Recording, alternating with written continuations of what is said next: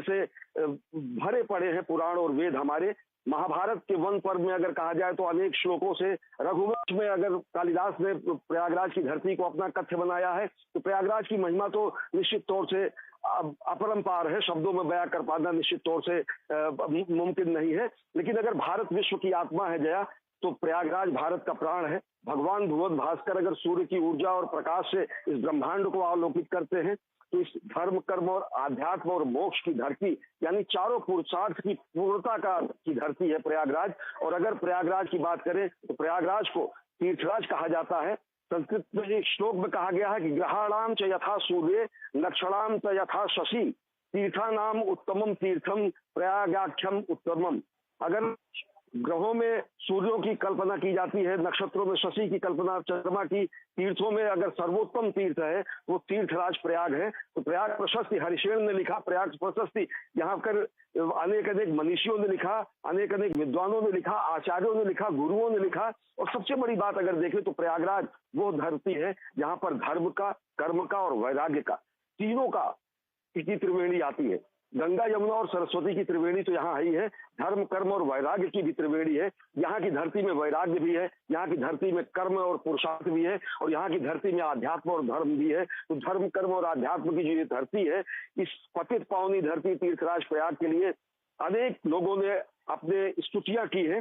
सबसे बड़ी बात, प्रधानमंत्री नरेंद्र मोदी इसके बाद अक्षय वट, प्रयागराज का जो अक्षय वट है वहां पर दर्शन कर रहे हैं। प्रयागराज के अक्षय वट की जो परंपरा है वो बेहद प्राचीन है। अक्षय वट भगवान वेणी माधव के साक्षात स्वरूप का वट माना जाता है। अक्षय वट जो है भगवान वेणी माधव के द्वादश स्वरूपों में बाल मुकुंद के स्वरूप का माना जाता है। और प्रधानमंत्री नरेंद्र मोदी अक्षय वट दर्शन करने के लिए पहुंचे, और प्रधानमंत्री नरेंद्र मोदी के साथ उत्तर प्रदेश के मुख्यमंत्री योगी आदित्यनाथ, राज्यपाल आनंदीबेन पटेल और अन्य गणमान्य लोग रहे।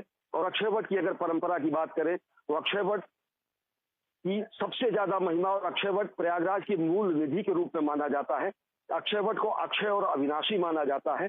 चीनी यात्री हेंग सेंग की यात्रा में भी विवरण मिलते हैं। अजय मिश्र भी हमारे साथ जुड़े हुए हैं। अजय मिश्र, हम तस्वीरों में देख रहे हैं प्रधानमंत्री इस वक्त अक्षय वट में वहां पूजा अर्चना कर रहे हैं।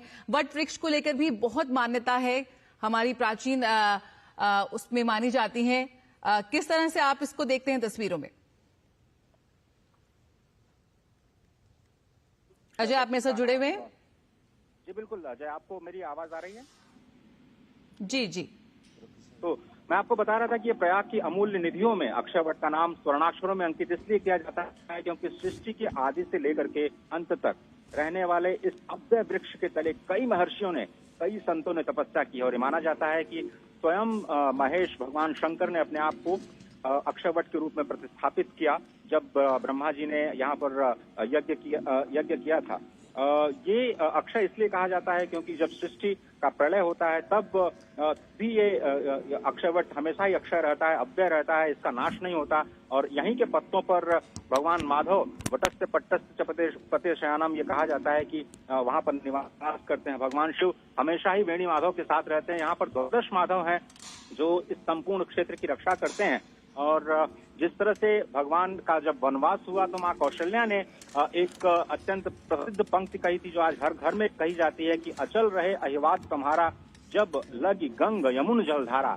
यानी जब तक गंगा यमुना की जलधारा है, एक साथ त्रिवेणी का संगम है, तब तक आपका सुहाग अक्षय रहे, ऐसा माँ कौशल्या माता सीता को आशीर्वाद देती हैं। और हम देखते हैं कि जब भी जब सुहागिनों का व्रत किया जाता है तो उनको भी यही आशीर्वाद दिया जाता है। भगवान राम जब वनवास के लिए यहाँ से जा रहे थे तो माँ सीता ने अक्षय वट की पूजा की थी, वापस आते समय फिर से पूजा की थी। भारद्वाज आश्रम निकट ही है यहाँ पर। और सबसे बड़ी बात है कि अक्षय वट 2019 में जब अर्धकुंभ था तो इसको आम जनता के लिए अक्षय वट को खोलने का कार्य भी प्रधानमंत्री नरेंद्र मोदी ने किया था।